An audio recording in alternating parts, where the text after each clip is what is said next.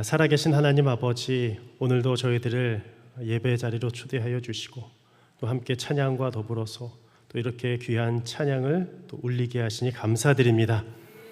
우리 은혜 찬양대의 찬양과 더불어 우리 이삭과 리브가의 찬양을 통하여 하나님께서 영광 받아 주신 줄을 믿습니다. 이들의 찬양이 영원토록 하나님의 귓가에 울려 퍼지게 하여 주옵소서. 하나님께는 영광이요 땅에서는 평화의 소리가 되기를 원합니다. 전쟁이 있는 곳에 전쟁이 그치게 하시고 다툼이 있는 곳에 사랑이 넘치게 하여 주옵소서. 우리 교회와 이 지역과 우리 성북과 이 대한민국이 그러한 나라가 되기를 소망하며 예수님의 이름으로 기도합니다. 아멘. 네, 할렐루야. 네, 할렐루야.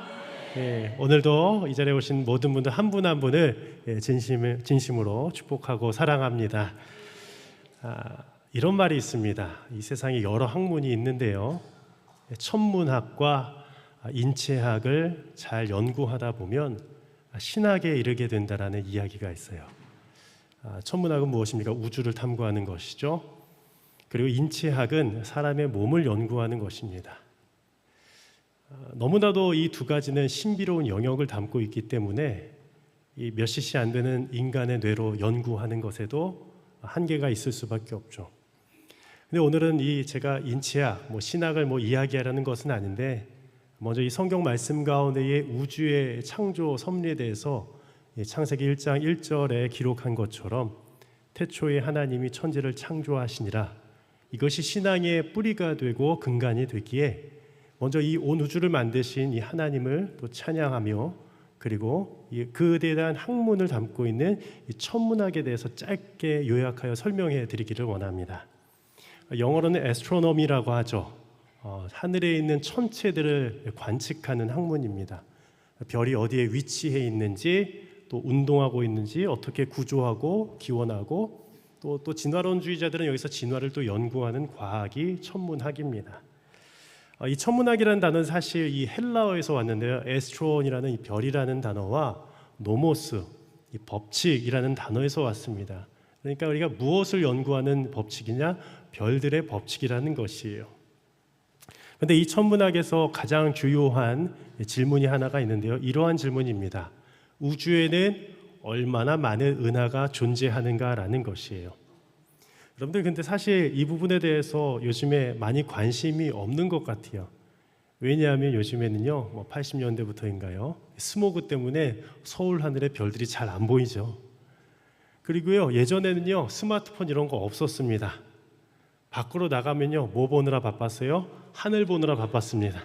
하늘엔 별들이 있나? 그리고 실제로 이 광야나 이 사막에서는요, 많은 이 도로의 여행자들이 별들의 위치를 보면서 그들의 나아가야 될 방향성과 목적지를 발견했다라는 것입니다. 그런데 요즘 사람들이 이런 질문에 대해서 잘 안 한다는 거예요. 우주에는 얼마나 많은 별들이 있을까? 궁금하지 않으십니까? 저는 그게 궁금했던 어릴 적에, 중학생 쪽에 그런 기억들이 있습니다. 그런데 1990년대에 촬영된 이 허브 디필드라는 사진이 있는데요, 한번 보여주실까요? 나사에서 이 허블 망원경을 가지고 측정한 사진입니다. 왼쪽에는 허블 디필드라고 하고, 그 이후에 좀 더 세밀하게 찍었던 사진이 허블 울트라 디필드라고 합니다. 그런데 이 사진을 보면요, 어떻게 찍느냐? 이 우주의 전체를 다 찍을 수 없고 한 부분, 아주 세밀한 부분을 집중적으로 오랜 시간 촬영을 하게 됩니다. 그러면 거기에서 무엇이 발견되냐면 저렇게 은하수들이 발견돼요. 그래서 이 한 부분에 대한 것들을 다 측량하고 다 대입을 해봐서 추정을 하게 되는데, 이 울트라 딥필드로 인해서 발견된 은하의 숫자만 약 2천억 개가 넘는다라고 합니다. 은하가요. 근데 우리가 과학 시간에 배웠겠지만 은하 안에 별들만이 몇 개가 되느냐? 수천억 개가 넘거든요. 그러니까 이 모든 은하 가운데는요, 엄청나게 많은 은하와 별들이 존재한다는 겁니다. 이것들이 얼마나 많을까요? 우리의 생각으로, 또 우리의 모든 계산으로 계산할 수가 없는, 측량할 수 없는 것들입니다. 그런데 더 놀라운 것은 2016년도에 이 나사 연구팀이 발표한 연구지를 보니까요, 이보다도 더 많은 숫자의 은하가 있을 것이라고 다시 한번 보도를 했어요. 2천억 개보다도 10배나 더 많다고 얘기를 하더라고요. 그러면 숫자가 몇 개가 돼요? 2천억보다 10배가 더 많으면 몇 개가 될까요? 계산 한번 해보시죠. 2조 개나 넘는 은하가 발견되었다라는 겁니다. 그들의 이 학설입니다. 천문학에서 요즘에 대두하고 있는 학설입니다. 얼마나 많은 것들이 이 우주상 가운데에 존재하고 있는지. 그런데 이 천문학의 거의 아버지라고 부를 수 있는 이 독일의 천문학자가 있었습니다. 하이니리 빌헬름 올버스라는 사람이 이 천문학을 시작하면서 이러한 질문으로 제기를 던졌습니다. 우주에 무한히 많은 은하와 별들이 존재하는데 밤하늘은 왜 어두운가라는 것이었어요. 여러분들 놀랍지 않으세요? 은하가 많다는 것은 우리가 증명을 했는데 그것을 볼 수가 없다는 거예요. 어둡다라는 거예요. 왜 그럴까요?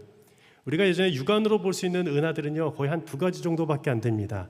다 대마젤라 성운 정도요. 왜냐하면 그것이 가깝기 때문이요. 어느 정도 가까울까요? 여기서부터 뭐 이렇게 남산까지 거리 정도가 아니라 16만 광년입니다. 그게 가까운 거예요. 빛의 속도로 16만 광년을 가야지 대마젤란 운하가 있는 겁니다. 그래서 볼 수 있고요. 또 예전에요 우리가 학교에서 보면요 이렇게 선생님들이 이렇게 하다가 딴짓하는 학생들이 있었어요. 지금은 안 계신 것 같은데 그 학생들을 향해서 이렇게 질문하고 했습니다. 너 어디다가 뇌를 두고 왔냐? 안드로메다에다 두고 왔느냐 이랬어요. 들어보셨어요? 안드로메다. 그것도 약 250만 광년이나 떨어졌는데 그래도 우리 지구상에서 가장 가까운 운하로 알려져 있습니다. 이처럼 왜 그렇게 수많은 은하들이 있음에도 불구하고 밤하늘에 보이지 않을까요? 과학자들은 요즘에 들어서 많은 것들을 발견했는데요. 그 이유 중에 하나가 우주의 유한성과 그리고 팽창으로 인한 빛의 적색화, 그리고 한 가지가 또 있습니다. 성간 먼지와 가스들의 흡수들로 인하여서 빛이 도달이 안 된다는 겁니다. 여러분들 이게 후레쉬를 펼치고 있잖아요. 그런데 거기다가 뿌연 먼지들을 한번 던져본다고 생각해 보십시오. 그 빛이 상대편까지 잘 도달되지 않듯이 여러 가지 먼지들이 이 우주상에 겹겹이 쌓여 있다는 것이겠습니다. 그래서 저는 이 천문학을 공부하면서도 우리 신학 가운데에 이런 신적인 질문, 영적인 질문을 한번 대입해 보게 되었습니다. 왜 우리들은 그럼 하나님을 보지 못하는 것일까? 천체에 있는 이 은하가 보이지 않듯이 왜 그럴까? 바로 인간의 유한성 때문입니다. 우리의 생각과 우리의 눈으로는 바라볼 수 없고요. 그리고 아까의 성간에 먼지가 있듯이 겹겹이 쌓인 장애물들이 존재한다는 것이에요. 그러한 것들이 거쳐질 때에 우리가 하나님을 볼 수 있게 되고 만날 수 있게 된다라고 오늘 성경은 이야기하고 있습니다.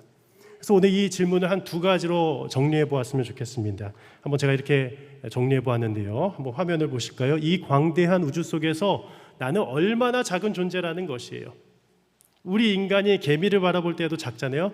그러나 하나님이 보실 때 우리 인간은요 더 작은 존재라는 겁니다. 그런데 한번 2번째로 볼까요? 인간이 우주를 연구하고 파악할 수 있는 이 지적인 능력을 가지고 있다는 것은 얼마나 놀라운가라는 사실입니다. 왜 그럴까요? 동물이 천문학을 공부할 수 없습니다. 우리 인간에게 주어진 특별한 고유한 특성이 있기 때문입니다. 이 2가지에 대한 질문을 우리가 가지고 우리가 말씀을 살펴보길 원하는데요. 우리 함께 첫 번째는 어떤 이야기가 있느냐? 우리는 어떠한 존재인가? 하나님의 형상이라는 놀라운 정체성을 가진 존재라는 것이에요. 우리 26절이었는데요. 우리 다시 한번 읽어보겠습니다. 시작.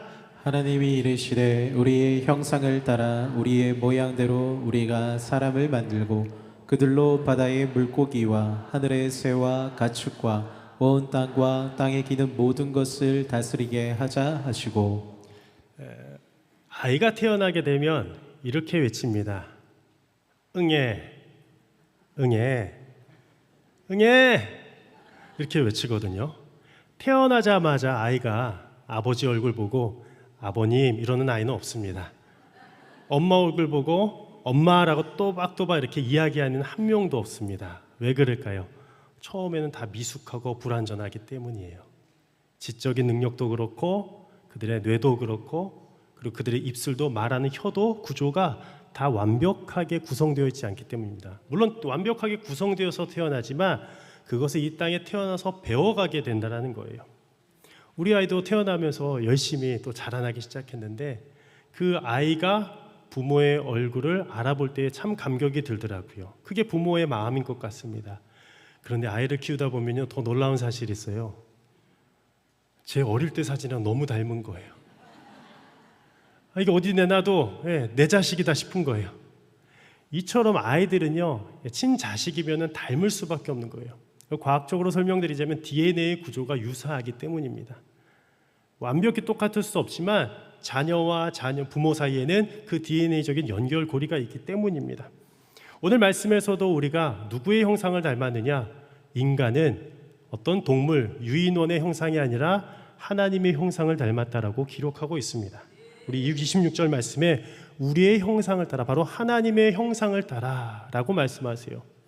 근데 이 단어를 우리가 히브리어 어원을 살펴보면 첼렘이라고 하는데요. 이 첼렘은 그림자라는 뜻입니다. 여러분들 사람에게 있어서도 빛이 비치면 그림자가 있으면요, 원형이 있습니다. 그리고 그 그림자를 말하는데 바로 우리 인간이라는 존재가 원형이 하나님이시고 바로 우리가 그림자와 같은 존재라는 것이에요.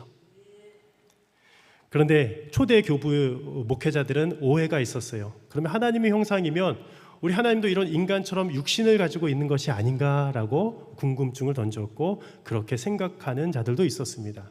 근데 그것이 잘못되었다라는 것이에요.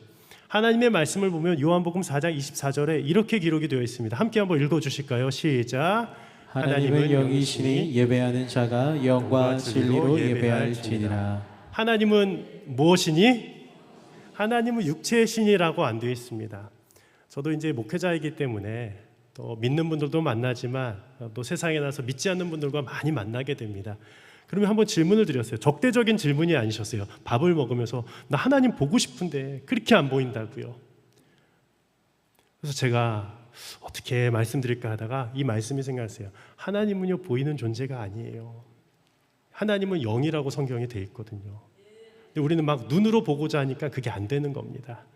우리가 한 신학자의 얘기를 빌어서 하나님이 있다고 인간의 지식으로는 정의 내릴 수 없다는 거 아시죠? 예, 아주 잘하셨습니다. 아멘. 우리 생각으로는 하나님의 존재가 있다는 것을 밝혀낼 수가 없어요. 그게 이제 무신론 과학자들이 많이 이야기하는 주장입니다. 그런데 반대로 하나님이 없다고 하는 것도 우리가 지적으로 정의 내릴 수 없다는 것 아세요? 우리가 이 한쪽만 하나님이 있다는 것을 증명해내지 못하지만 하나님이 없다는 것도 증명해내지 못한다는 거예요. 왜냐? 하나님은 영적인 존재이기 때문이에요. 우리의 생각과 우리의 유한한 이 사고를 통하여서 검증될 수 없는 분이 바로 영이신 하나님이기 때문입니다. 그래서 저는 수많은 사람들이 하나님을 보여달라 했을 때 어떻게 해요? 바로 그 영이신 하나님, 이 땅 가운데 오신 예수님을 전하게 되는 거예요. 그리고 그 예수님의 사랑을 닮은 자들로 살아가기를 우리 모두가 소망하고 있지 않습니까?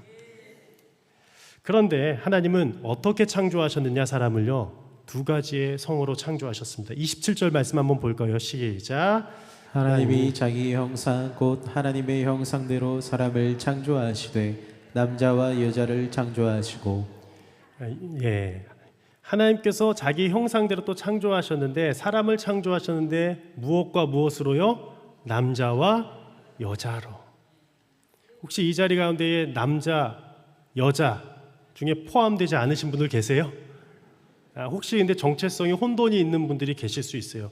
그런 분들은 꼭 저를 만나시길 바랍니다. 제가 그래도 깊이 좀 상담을 해드리고 여러 가지 신앙적인 상담을 해드릴 텐데 청소년들 가운데 가끔 그런 아이들이 있었어요. 혼돈이 되는 거예요. 제 친구 가운데도 있었던 것 같아요. 보니까요, 남자인데 중학교 때부터 화장을 즐겨하고 그 친구가 얘기해요. 치마 입는 것이 그렇게 좋대요. 제가 깜짝 놀랐어요. 저는요, 제가 고등학교 다닐 때 제 친구랑 싸울 뻔했습니다. 왜 싸우게 됐느냐? 그 친구가 미스 숭실에 나가라는 거예요. 미스 숭실. 제가 숭실고등학교 출신이거든요. 대숭실고. 근데 저는요, 정체성이요, 완전 남자거든요. 운동 좋아하지. 제가 그래서 그 친구랑 멱살을 잡고 싸울 뻔했던 그런 시간이 있었습니다. 다행히 안 싸워서 다행이죠. 그리고 그렇게 얘기해서 나가려면 너가 나가라. 물론 그런 재미를 위해서 그런 미스 숭실 이런 거 나갈 수 있는데 저는 이상하게 싫더라고요. 그런 게요. 저 자체가 뭐 여장을 하거나 이런 게 싫더라고요.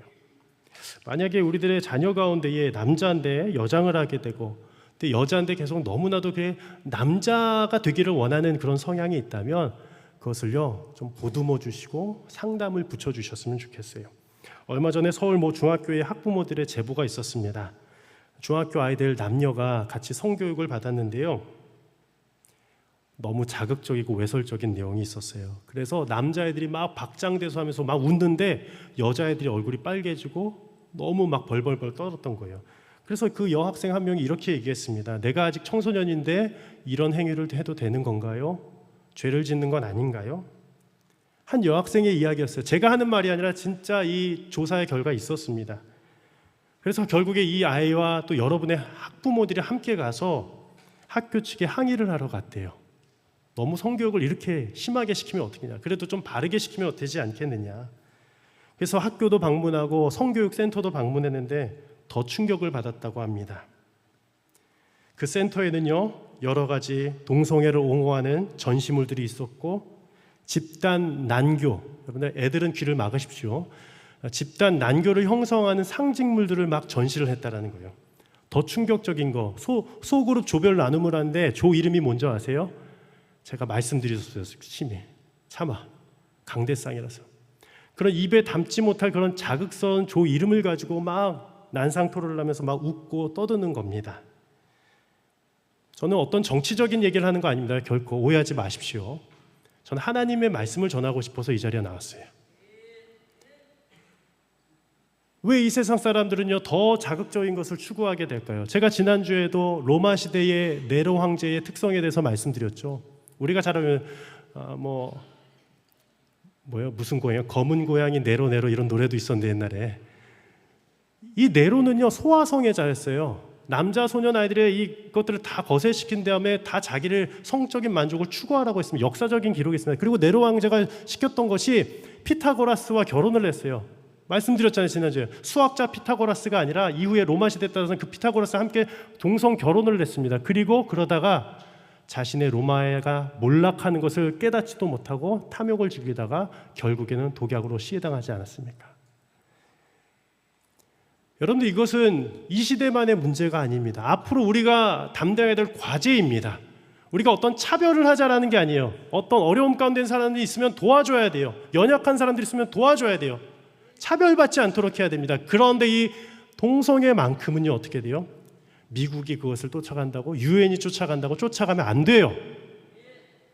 저는 우리나라가 왜 유교적인 문화 가운데에 기독교가 다시 이렇게 도착하게 되고, 그리고 그 가운데에 전 어느 정도 또 유교적인 또 감사한 부분도 있다고 생각해요. 어느 부분이냐? 아직까지 지켜야 될 것들을 지키고자 하는 것이 우리나라에 남아있구나라는 것이에요. 전 너무나도 감사하게 생각해요. 바른 가치관, 바른 성교육, 바른 영향력, 이것을 어디서부터 얻을 수 있겠습니까? 저는 그것이 가장 오래된 고전 아니겠어요? 하나님의 말씀으로부터 세워지기를 지금도 여전히 기도하고 있습니다.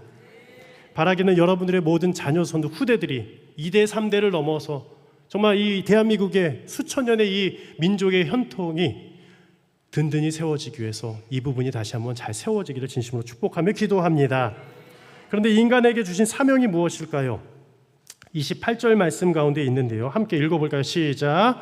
하나님이 그들에게 복을 주시며 하나님이 그들에게 이르시되 생육하고 번성하여 땅에 충만하라. 땅을 정복하라. 바다의 물고기와 하늘의 새와 땅에 움직이는 모든 생물을 다스리라 하시니라.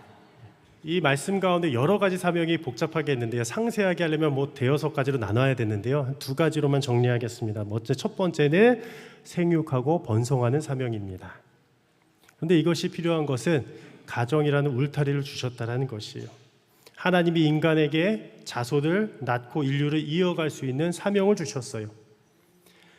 그런데 요즘에 불임 부부들도 사실 많잖아요. 저희 교회도 많이 계십니다. 아이를 갖고 싶은데 너무 늦게 결혼하셨거나 또 이유를 알 수 없어요. 아이가 잘 생기지 않는 겁니다. 그러한 성도님들이 이런 말씀을 들을 때 그럼 이런 말씀을 우리가 실천하지 못하는 것 아니에요. 참 마음이 힘들 수도 있을 것 같아요. 근데 한 성도님의 이야기입니다. 예전에 제가 알던 이 장로님이 한 분 계셨는데요. 아이를 낳지 못해서 오랜 세월 기도하시다가 끝내 권사님과 함께 결정을 하셨어요. 저희 홀트 아동복지에 가서 입양하기로요. 그리고 이 새로운 생명을 입양을 해서 나의 핏줄, 피는 섞이지 않았지만 함께 잘 양육하며 키우기로 결정을 하셨습니다. 눈물로 기도하셨어요. 이 아동복지센터에 가서 서약서를 썼는데요. 이게 얼마나 또 긴지 몰라요. 정말 심사숙고해서 다시 한번 작성을 해야 됩니다. 왜냐하면 내 아이로 받아들여야 되기 때문이에요. 그런데 그 아이를 키우면서 이 아이가 이제 누구의 아이가 된 거예요? 진짜 내 아이처럼 생겨야 되는 거예요. 아이가 너무 사랑스럽더랍니다. 그동안에 나에게 없었던 그런 울분과 아픔이 다 하나님께서 해결해 주시기 시작했대요.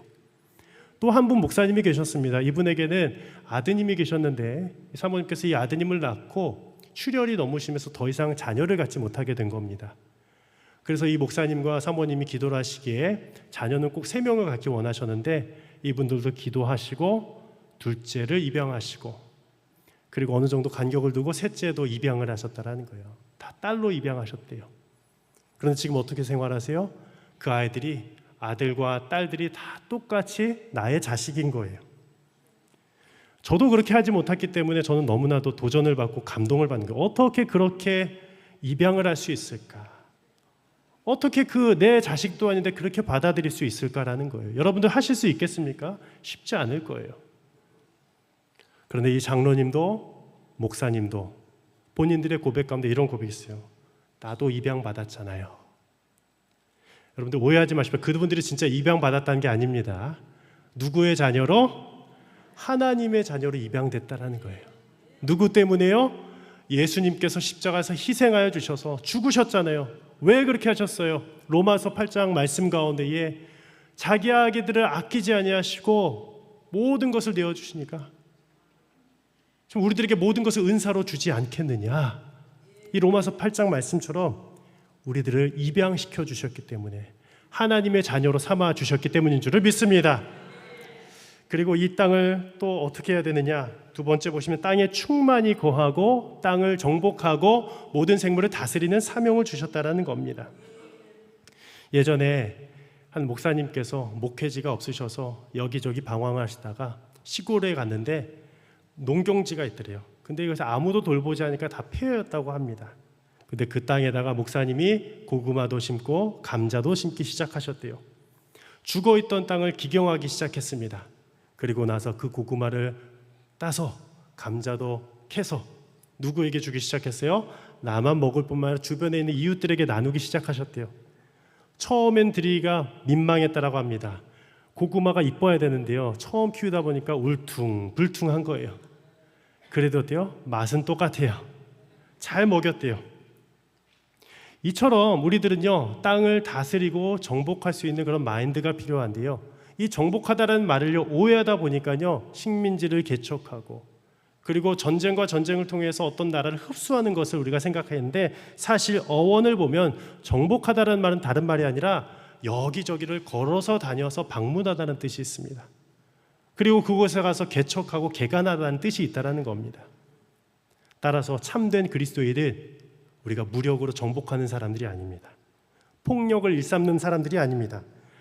하나님의 성도는 참된 하나님의 나라를 이루어가는 그러한 자들임을 기억하시기를 바랍니다.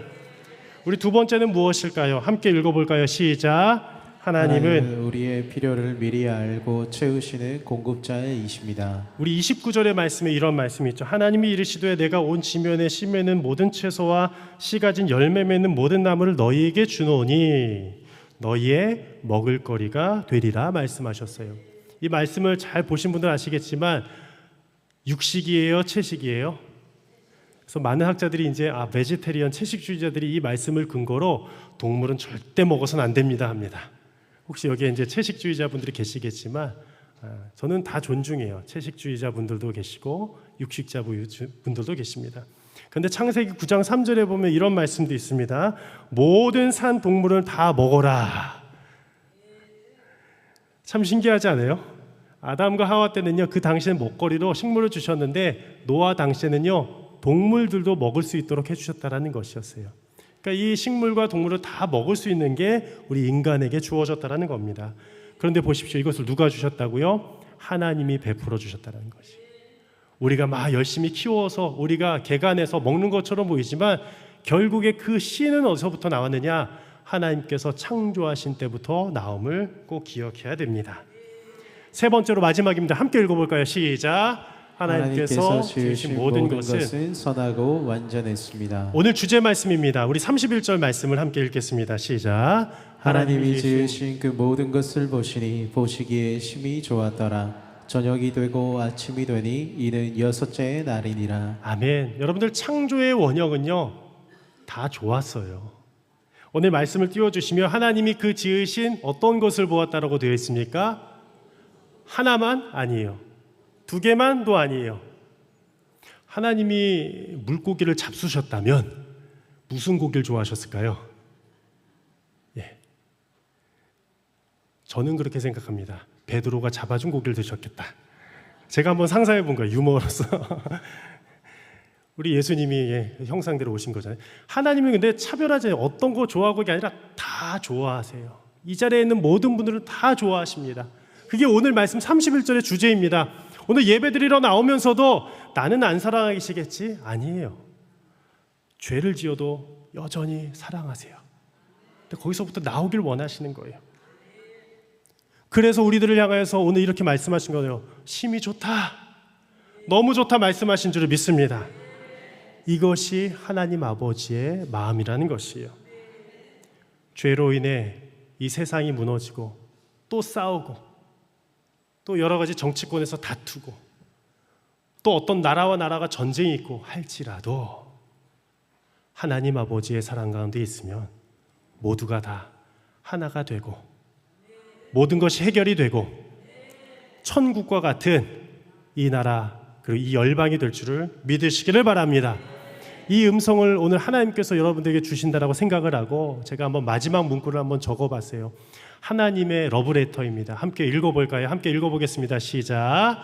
나는 여전히 너를 보기에 심히 좋구나. 너는 내 손에서 시작된 나의 작품이란다. 사랑하고 또 사랑한다. 예, 발신자가 누구예요? 우리를 창조하신 하나님 아버지로부터. 보낸 시각이 언제예요? 천지 창조 당시부터 언제까지요?